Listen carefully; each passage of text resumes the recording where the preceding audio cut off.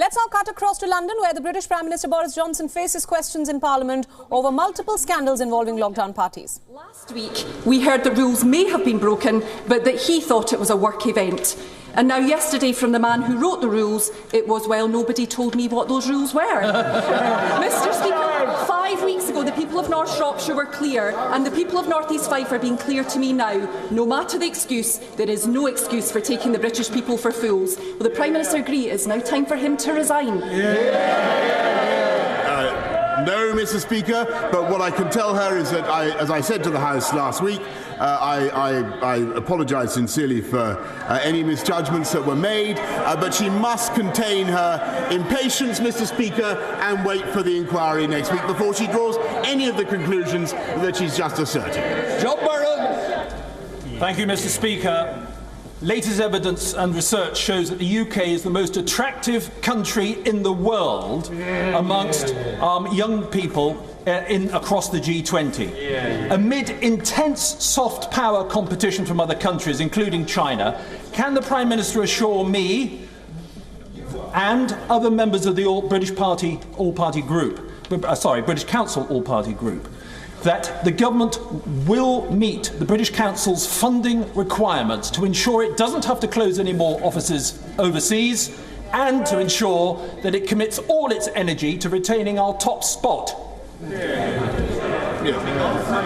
Mr Speaker, I entirely share my right honourable friend's enthusiasm for the British Council, which is a wonderful institution that we all love, and that's why we're providing through the FCDO £189 million of funding this year, a 27% increase, Mr Speaker, in spite of all the difficulties this country is facing, 27% increase on the previous financial year. We've also provided a loan facility of up to £145 million to support all the wonderful work that the British Council does. We now come to the Leader of the Opposition, Keir Starmer.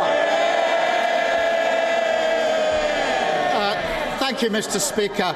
Can I start by warmly welcoming... Can I start... Listen to the Prime Minister.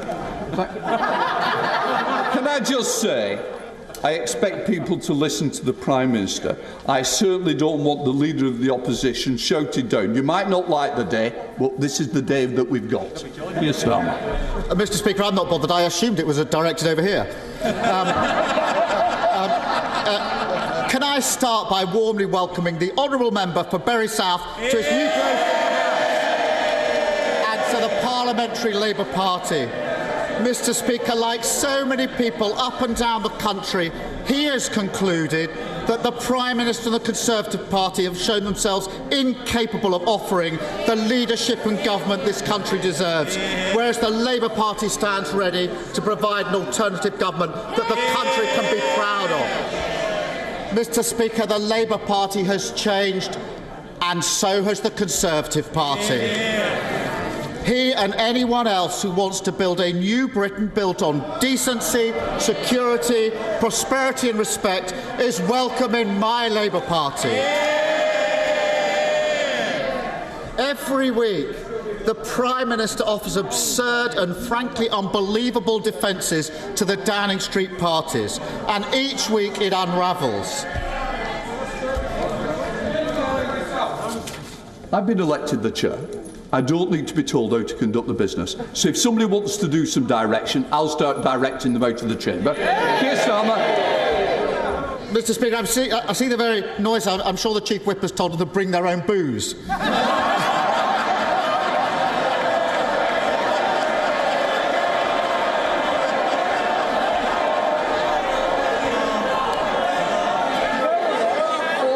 Order.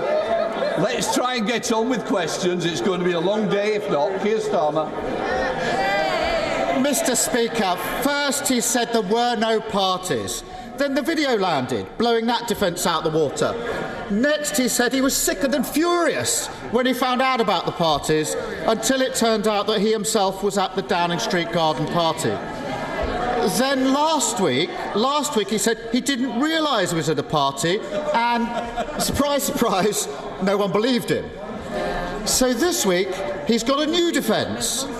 Nobody warned me that it was against the rules. That's it. Nobody nobody told him. Since the Prime Minister wrote the walls, why on earth does he think that his new defence is going to work for him?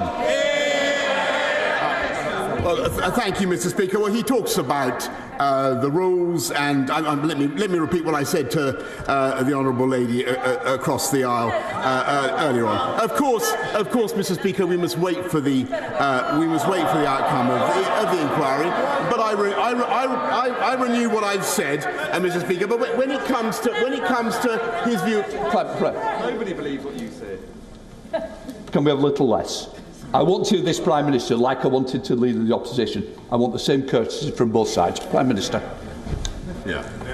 Well, Mr. Speaker, if we'd listened to the right honourable gentleman about COVID restrictions, which is the substance of his question, then, Mr. Speaker, we would still be we would have been in lockdown after July. If this is the truth, if we listened to the Labour front bench in the run-up to Christmas and New Year, Mr. Speaker, we would have stayed in restrictions with huge damage to the economy, and it's because of the judgments that I've taken and that we have taken in Downing Street that we now have the fastest-growing economy in the G7 and GDP, Mr. Speaker, now back up above pre-pandemic levels. And as for Bury South, Mr. Speaker, as for Bury South, let me say to the right gentleman, Mr. Speaker, by all leave, may I say to the right honourable gentleman that the Conservative Party won Bury South for the first time in generations under this Prime Minister, with an agenda of uniting and levelling up and delivering for the people of Bury South. And Mr. Speaker, we will win again in Bury South at the next election under this Prime Minister.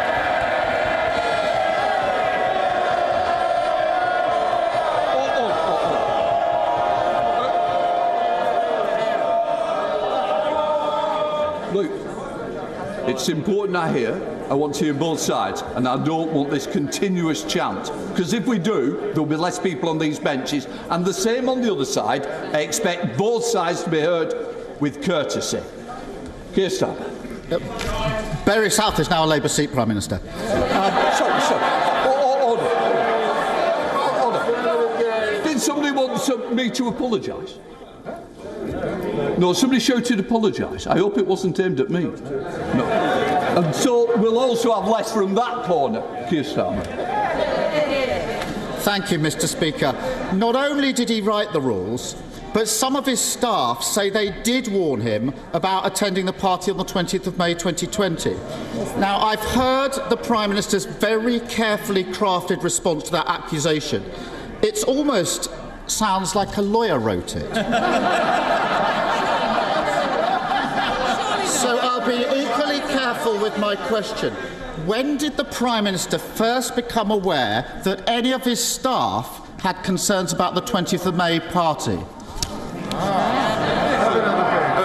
Mr. Speaker, I'm grateful to Right Honourable Gentleman for repeating the question that he's already asked. We have answered, Mr. Speaker, that it is for the inquiry to come forward with an explanation of what happened, and I'm afraid he simply must wait. But he asks about my staff, Mr. Speaker. He asks about my staff and what my staff are doing and what they have told me. And I can tell him, Mr. Speaker, that they have taken decisions throughout this pandemic that he has opposed to open up in July, Mr. Speaker, as I've said, to mount the fastest vaccine rollout in Europe, and Mr. Speaker, to double the speed of the booster rollout, with the result that we have the most open economy in Europe, Mr. Speaker, and we have more people in employment and more employees on the payroll now than there were before the pandemic began. That is what my staff have been working on in Downing Street, Mr. Speaker, and I'm proud of them. Keir Starmer. So, Mr. Speaker, apparently Sue Gray is going to tell the Prime Minister when he first became aware that his staff had concerns about the May 20th. The Prime Minister's account gets more extraordinary with each version of his defence. If the Prime Minister's new defence were true, it requires him to suggest that his staff are not being truthful when they say they warned him about the party. It requires the Prime Minister to expect us to believe that whilst every other person who was invited on the 20th of May to the party was told it was a social occasion, he alone was told it was a work meeting. It also requires the Prime Minister to ask us to accept that as he waded through the empty bottles and platters of sandwiches, he didn't realise it was a party. Does the Prime Minister realise how ridiculous that sounds? Mr. Speaker, I've said what I've said about the events in Number 10. He will have to wait for the report. And Mr. Speaker, I think he asks for further clarification. I think there are lots of people who are interested. I say this entirely in passing, Mr. Speaker. Lots of people are interested in the exact legal justification from the learned leader of the opposition for the picture of him drinking a pint of beer or a bottle of beer. Mr. Speaker, perhaps he could tell the House about that in a minute, Mr. Speaker. But what I can tell the House is that throughout the pandemic, people across government have been working flat out to protect the British public with huge quantities of PPE, so we can now make 80% in this country, with the biggest and most generous furlough scheme virtually anywhere in the world, and the fastest. And by the way, Mr. Speaker, if we listened to them, we would have stayed in the European Medicines Agency, and we would never have been able to deliver the vaccine rollout at the speed that we did. Keir Starmer. Mr. Speaker, if the Prime Minister thinks the only accusation he faces that he once had a beer with a takeaway, then Operation Save Big Dog is in deeper trouble than I thought.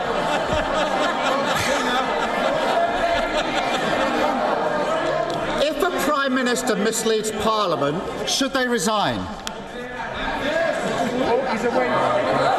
So, Mr. Speaker, let's be absolutely clear. The Right Honourable Gentleman is continuing to ask a series of questions which he knows will be fully addressed by the inquiry. He is wasting this House's time. He's wasting the people's time, Mr. Speaker. He continues to be completely irrelevant, Mr. Speaker, because we have an inquiry. We have an inquiry, Mr. Speaker, and I'm not going to anticipate that inquiry any further. What I can tell him is that it is because of the judgments that were taken in Downing Street and because of the willingness of the British people to put trust, by the way, Mr. Speaker, in those judgments, to come forward in huge numbers to get vaccinated, which people did, and I thank them for it from the bottom of my heart. People did that because they listened to our messages, Mr. Speaker, and it's as a result of that that we now have the fastest growing economy in the G7 and youth unemployment, which he ought to care about, youth unemployment at a record low, Mr. Speaker. Well, I know it's not going well, Prime Minister, but look on the bright side. At least the staff at Number 10 know how to pack a suitcase. Mr. Speaker, last year Her Majesty the Queen sat alone when she marked the passing of the man she'd been married to for 73 years. She followed the rules of the country that she leads.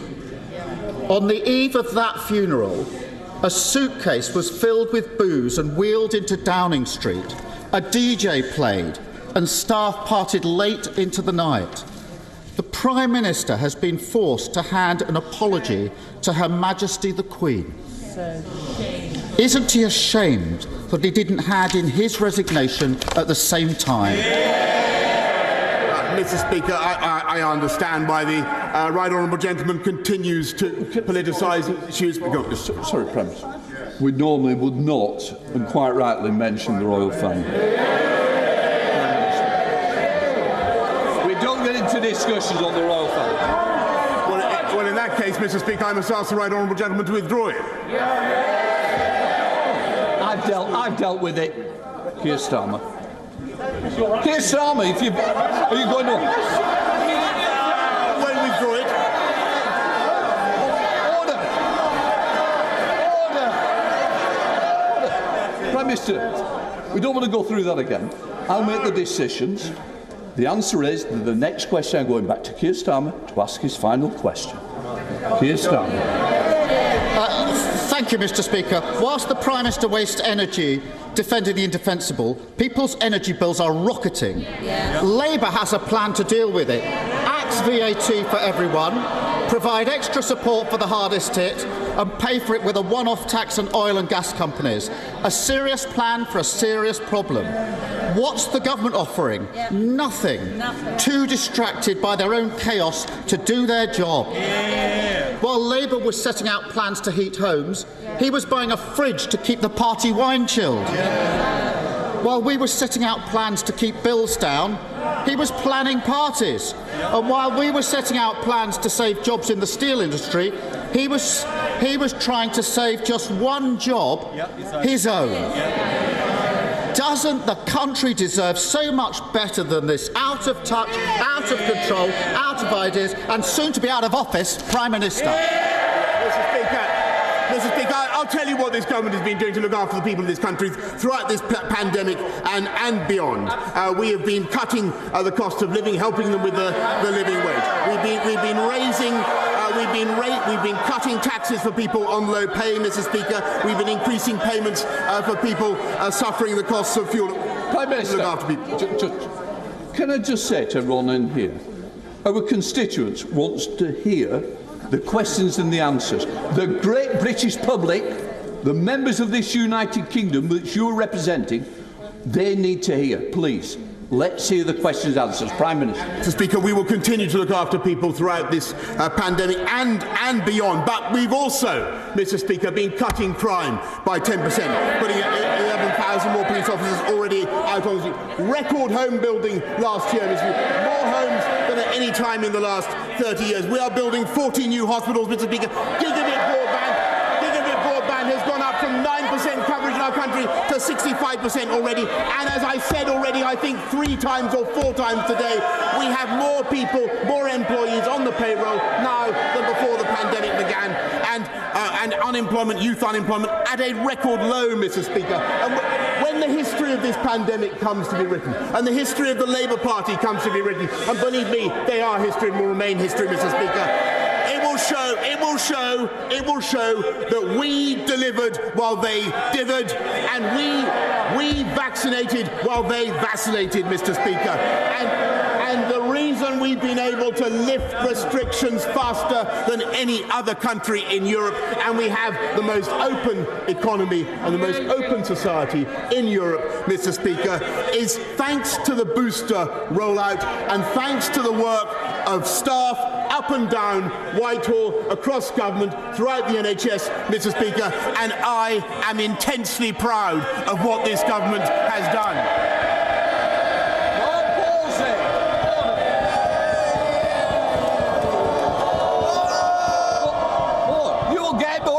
The questions come. Mark Palsy.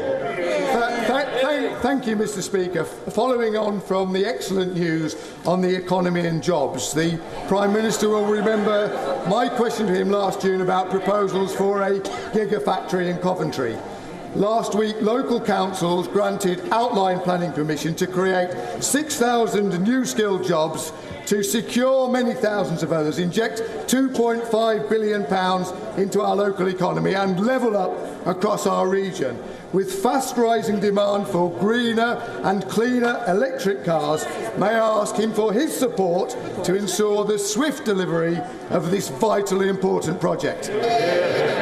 I thank my honourable friend for campaigning for this wonderful project, and we are supporting the electric vehicle industry. We'll be made another £350 million available through the Automotive Transformation Fund, on top of the £500 million commitment that we've already made in the 10-point plan. And I know that the campaign for Coventry Airport is an excellent one. I look forward to seeing how it develops. We now come to the leader of the SNP, Ian Blackford. Thank you, Mr. Speaker. This week was supposed to be Operation Save Big Dog, but it's quickly become Operation Dog's Dinner.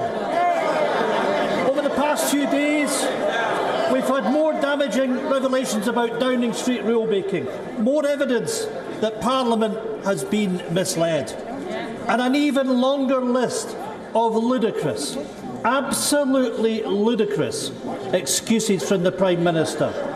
First he claimed there were no parties. Then he wasn't present. Then he admitted he was at them, but he didn't know it was a party. And then, Mr. Speaker, the latest sorry excuse is really the most pathetic of them all.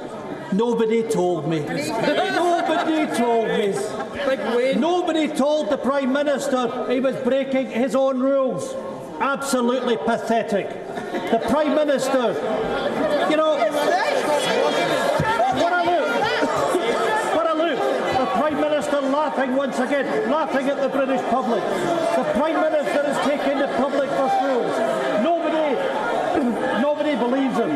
Will the Prime Minister finally take responsibility, resign, go, Prime Minister?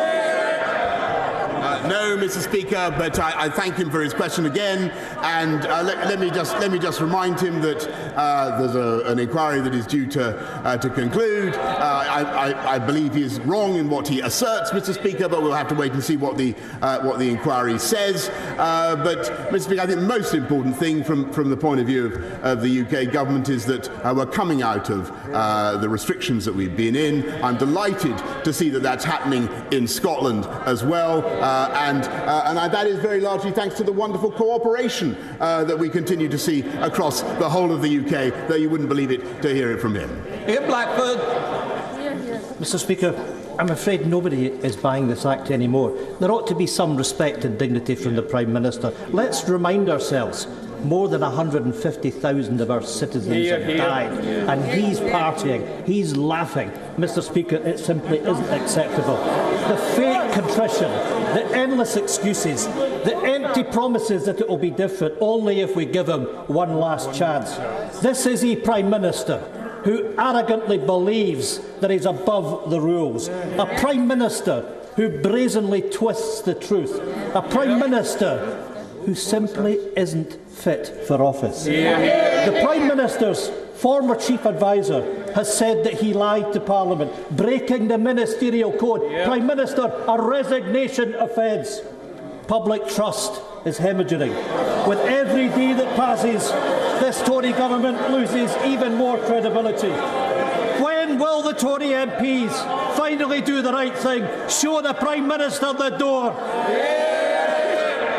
Mr. Speaker, I thank the right honourable gentleman, but I must say that I disagree with him, and I think that when you look at the levels of trust that the British people and people in Scotland, Wales, Northern Ireland, across the whole country have shown in government, that there is the single biggest index, Mr. Speaker, of that trust has been their willingness to come forward voluntarily, Mr. Speaker, unlike many other countries in the world, to get vaccinated on a scale not seen anywhere else in Europe. And that is because of our ability and the NHS's ability to persuade people that it's the right thing. It's a fantastic thing. And by the way, Mr. Speaker, it's also a tribute to the United Kingdom, because that vaccine rollout was a UK effort.